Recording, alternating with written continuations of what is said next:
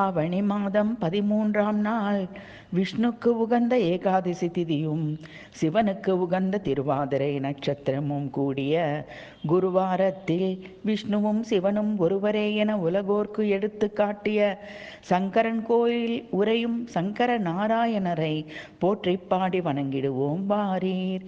இந்த உலகிற்கே சிவனும் ஹரியும் ஒன்றே என்ற உண்மையை உணர்த்த வேண்டும் என்ற காரணத்திற்காக திருநெல்வேலி புங்கவன கஷேத்திரத்தில் பார்வதி தேவி கோமதி அம்மன் என்ற பெயரில் ஒரு யோகினியின் உருவை கொண்டு ஊசி முனை மீது நின்றபடி கடுமையான தவத்தில் இருந்தாளே. சங்கன் பத்மன் என்ற 2 நாக அரசர்களும் சாப விமோசனம் பெற அங்கேயே பூஜைகளை செய்து வந்தார்களே.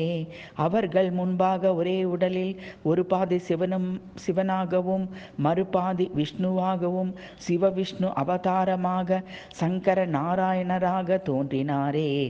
வலப்பக்கம் சிவவடிவில் தலையில் பிறைமதியுடன் கங்கை நதியோடும் நெற்று திருநீர் அணிந்து வலக்கையில் மழியேந்தி கொன்றை மாலை அணிந்து இடையில் புள்ளிக்கச்சை அணிந்து இடப்பக்கத்தில் விஷ்ணு வடிவில் சிரசில் கிரீடம் காதில் மகரகுண்டலம் நெற்றி நீலமேனி கஸ்தூரி பொட்டு இடக்கையில் சங்கு ஏந்தி துளசி மாலை அணிந்து இடையில் மஞ்சள் பட்டு பீதாம்பரம் அணிந்து அழகான திவ்ய ரூபத்தில் காட்சி தந்தாரே.